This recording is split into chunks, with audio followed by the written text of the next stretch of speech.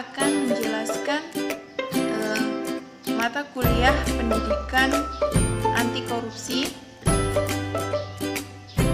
Pengertian dari korupsi menurut Undang-Undang Nomor 31 Tahun 1999 tentang pemberantasan korupsi, yang termasuk dalam tindak pidana korupsi adalah setiap orang yang dikategorikan melawan hukum, melakukan perbuatan memperkaya diri sendiri, menguntungkan diri sendiri atau orang lain atau koperasi, menyalahgunakan kewewenangan maupun kesempatan atau sarana yang adanya karena jabatan atau kedudukan yang dapat merugikan keuangan negara ataupun perekonomian negara.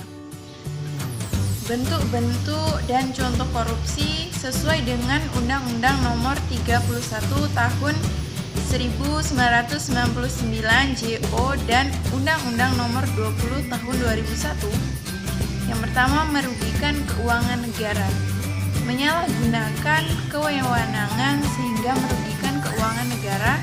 Contohnya, mobil dinas yang disediakan untuk keperluan pekerjaan pejabat negara justru digunakan untuk kepentingan diri sendiri dan keluarganya. Kemudian yang kedua, suap menyuap, memberi sejumlah uang untuk meluluskan kebutuhan si penyuap. Contohnya, para pelanggar lalu lintas yang memberikan uang kepada polisi agar lolos dari hukuman. Yang ketiga, penggelapan dalam jabatan, menggelapkan uang atau dokumen untuk keuntungan pribadi. Contohnya, menggunakan kwitansi kosong agar nominal yang di dalamnya dapat direkayasa oleh pelaku. Yang keempat, pemerasan merupakan pemaksaan kepada orang lain untuk melakukan sesuatu untuk keuntungannya pribadi. Contohnya, pungutan liar yang dihendakkan kepada aparat kepada masyarakat sehingga tarif pengurusan dokumen tertentu. Yang kelima, perbuatan curang. Segala bentuk kecurangan sama dengan korupsi. Contohnya seperti pemborongan proyek bangunan yang melibatkan kecurangan kontraktor, tukang ataupun toko bahan bangunan.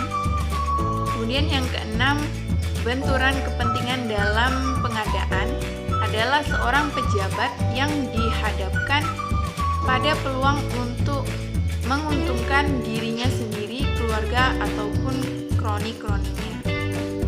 Yang ketujuh, gratifikasi, pemberian hadiah dalam bentuk apapun dengan maksud tertentu.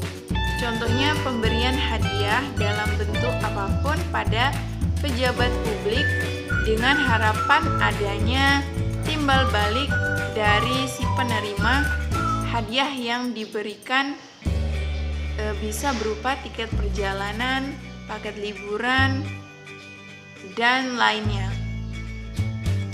Kemudian penyebab dari korupsi menurut Ghosn teori meliputi yang pertama adanya keserakahan, yang kedua kesempatan, yang ketiga kebutuhan, dan yang keempat pengungkapan. Pentingnya pendidikan anti korupsi bagi mahasiswa adalah agar dapat berperan sebagai agen perubahan dan motor penggerak anti korupsi di masyarakat.